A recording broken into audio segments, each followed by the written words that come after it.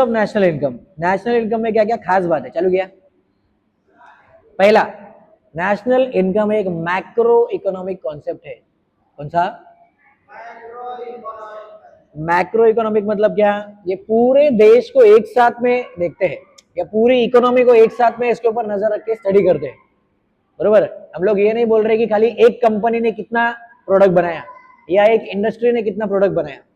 Company और industry अलग होता है कि सेम होता है? अलग होता है। कैसे? कंपनी मतलब कंपनी, इंडस्ट्री मतलब इंडस्ट्री। वाह। कंपनी मतलब जहाँ कंप्यूटर वाला काम होता है, और इंडस्ट्री मतलब जहाँ, अच्छा, इंडस्ट्री मतलब जहाँ प्रोडक्ट बनता है, कंपनी मतलब जहाँ ऑफिस रहता है।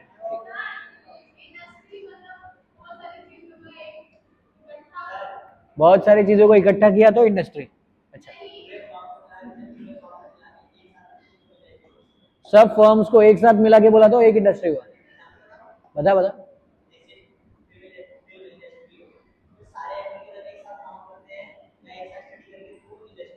बरोबर, हाँ वैसे ही। वो भी तो तेरे दिमाग में वही था। Group of company manufacturing a singular product या सिंगुलर टाइप ऑफ प्रोडक्ट। बहुत सारी कंपनी मिलके एक जैसा ही प्रोडक्ट बना रहे हैं, उसमें थोड़ा बहुत चेंजेस होगा, पैकेजिंग अलग होगा, उसका नाम अलग होगा, लेकिन सेम ही चीज, तो प्रोडक्ट तो सेम ही बना रहे हैं।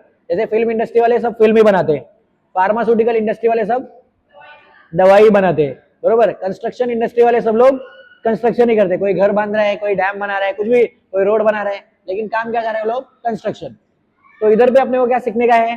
मैक्रो इकोनॉमिक कॉन्सेप्ट है। वो एक इंडस्ट्री के ऊपर फोकस नहीं कर रहे, पूरे देश में जितना इंडस्ट्री है सबने मिलकर कितना गुड्स बनाया, कितना सर्विसेज बनाया, सब चीज को काउंट करेंगे तो नेशनल इनकम। तो इसके लिए कौन सा कॉन्सेप्ट है? वो मैक्रो इकोनॉमिक कॉन्सेप्ट, मतलब पूरे देश को एक साथ, पूरे इकोनॉमी को एक साथ स्टडी करता है।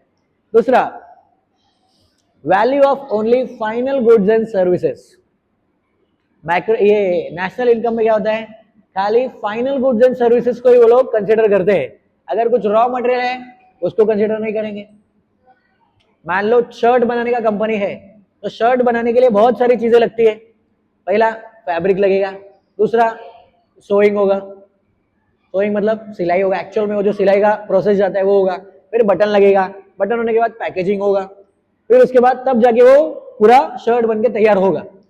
तो अभी जब वो लोग ये खरीद के लेके आ रहे हैं, फैब्रिक खरीद के लेके आ रहे हैं, तो फैब्रिक को अलग से गिनेंगे क्या?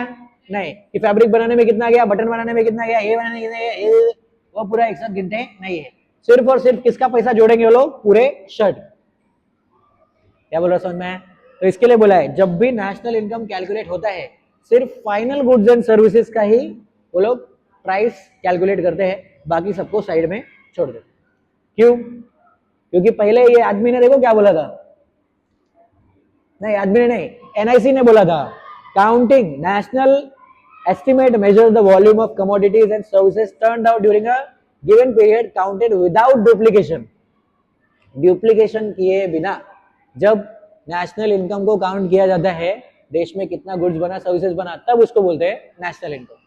तो अगर ऐसा है कि मैं, चलो इसका शर्ट का काउंटिंग कर रहा हूँ कि कितना शर्ट बनाया, पूरे देश में कितना शर्ट बनाया है, और उसमें क्या करूंगा, ये भी काउंट कर लूंगा कि शर्ट का प्राइस क्या है, प्लस रॉ मटेरियल का भी प्राइस काउंट कर लिया, तो डबल काउंटिंग हो गया कि नहीं?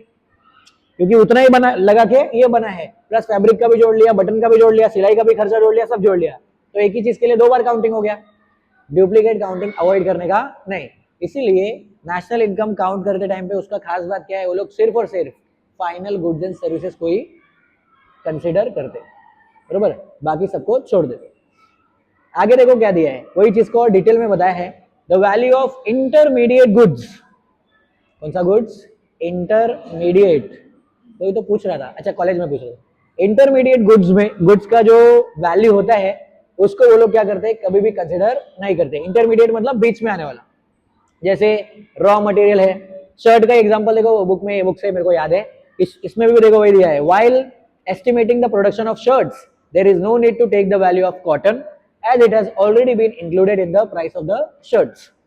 जब भी अगर आप शर्ट से बना हुआ नेशनल इनकम कितना है उसको मेजर कर रहे हैं, उस टाइम पे आपको ये गिनने की जरूरत नहीं है कि कॉटन का कितना खर्चा गया, अगर, क्योंकि वो शर्ट में ऑलरेडी इंक्लूडेड रहता है कि हमने कॉटन का इतना पैसा डाला, बरोबर, वही पॉलिस्टर, वही सेम टू सेम सब चीज में रहता है। दूसरा खास बात क्या है, only final goods and services. तीसरा खास बात क्या है नेशनल इनकम का, net aggregate value. National income includes net value of goods and services produced and does not include depreciation cost. कौन सा cost, depreciation cost. National income क्या बोलते हैं, हम नेट वैल्यू देखेंगे, ग्रॉस वैल्यू देखेंगे नहीं। ग्रॉस वैल्यू मतलब क्या,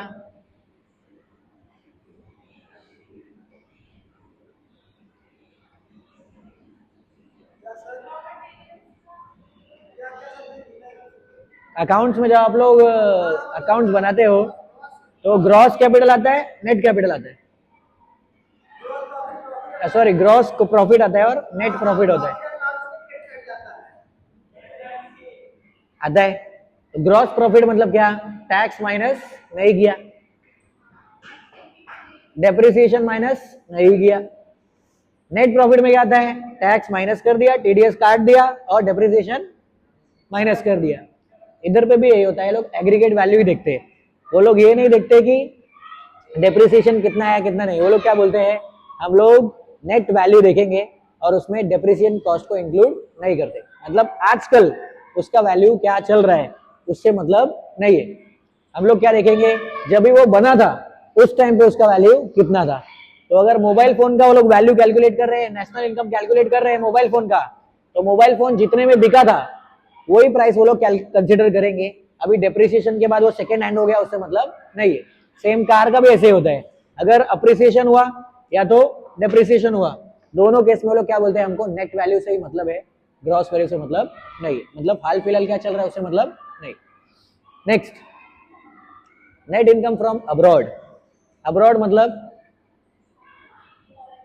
फॉरेन कंट्री से आया हुआ, तो नेट इनकम फ्रॉम अब्रॉड मतलब दूसरे देश से आया हुआ इनकम, ये भी नेशनल इनकम में काउंट होता है। कैसे होता है देखो, national income includes net income from abroad, that is the difference between export value and import value and the net difference between receipt from abroad and payments made abroad।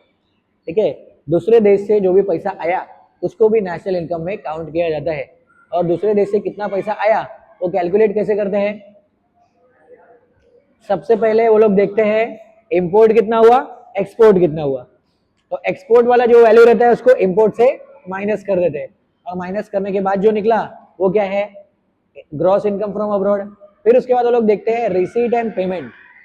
क्या, receipt and payment. Receipt का मतलब क्या, दूसरे देश से जो पैसा आने वाला है, पेमेंट मतलब दूसरे देश में जो पैसा जाने वाला है, दोनों भी कंसिडर करते हैं। रिसीट माइनस पेमेंट, जो पैसा आने वाला है उसको जो जाने वाला है उससे माइनस करते हैं, जितना पैसा बच गया टोटल मिला के क्या बन गया हमारा नेशनल इनकम में ऐड हो जाएगा, नेट इनकम फ्रॉम अब्रॉड। समझ में है, ये भी नेशनल इनकम में कैलकुलेट होता है, ये भी खास बात है। नेक्स्ट खास बात है फाइनेंशियल ईयर। क्या देखते हैं, फाइनेंशियल ईयर। नेशनल इनकम कभी भी टाइम पीरियड में कैलकुलेट होता है, और इंडिया में वो टाइम पीरियड क्या है, फाइनेंशियल ईयर। इंडिया का फाइनेंशियल ईयर कभी शुरू होता है, 1 अप्रैल को चालू होता है, खत्म कभी होता है 31 मार्च। तो 1 अप्रैल से लेके 31 मार्च के बीच में कितना गुड्स बना, कितना सर्विसेज बना, उसको ही कैलकुलेट किया तो नेशनल इनकम। नेक्स्ट है, नेशनल इनकम एक फ्लो कॉन्सेप्ट है। कौन सा कॉन्सेप्ट, फ्लो कॉन्सेप्ट का मतलब क्या, national income is a flow concept as it shows the flows of goods and services produced in economy during a year. National income एक flow concept है क्योंकि वो दिखाता है कि देखो देखो प्रोडक्शन वाले प्लेस पे फैक्ट्री में गुड्स बना, फिर सप्लायर के पास गया, फिर डिस्ट्रीब्यूटर के पास गया, फिर होलसेलर के पास गया, ये पूरा सप्लाई चेंज होने के बाद कहाँ आया, कंज्यूमर के हाथ में। तो कंज्यूमर के हाथ में आने के बाद जो प्राइस है उसको ही कंसिडर कर लेते बरोबर। जैसे शर्ट का था, अभी शर्ट इधर से निकला फैक्ट्री से, सब लोग अपना अपना अपना अपना कमीशन जोड़ते जाएंगे और एंड में जो प्राइस होगा वही कंसिडर करेंगे, यही प्राइस था। ठीक है, हो गया। नेक्स्ट है मनी वैल्यू। नेशनल इनकम हमेशा मॉनिटरी टर्म्स में एक्सप्रेस होता है, बरोबर। अभी तक हम लोग क्या पढ़ते आए हैं, नेशनल इनकम का मतलब पूरे फाइनेंशियल ईयर में कितना गुड्स बना और कितना सर्विसेज बना। लेकिन गुड्स और सर्विसेज को तो हम लोग नंबर में गिनते हैं कि 500 बना रहेगा, 1000 बना रहेगा, इतना बना रहेगा, उतना बना रहेगा। लेकिन नेशनल इनकम काउंटिंग करने के टाइम पे उसको कितना यूनिट्स है वो क्वांटिटी नहीं गिनते, किसके बेस पे गिनते हैं? मनी के, कि जितना भी गुड्स एंड सर्विसेज बना है पूरे फाइनेंशियल ईयर में इसका पैसे के हिसाब से वैल्यू कितना है। ठीक है, वो भी खास बात है। तो हम लोग इसमें कंफ्यूज नहीं होने का। ये अभी तो आपने बोला कि देखो देखो नेशनल इनकम मतलब गुड्स एंड सर्विसेज का वैल्यू, तो वैल्यू नंबर में नहीं, पैसे के वैल्यू। ठीक है, ये है उसका फीचर्स ऑफ नेशनल इनकम। अभी next, circular flow of national income.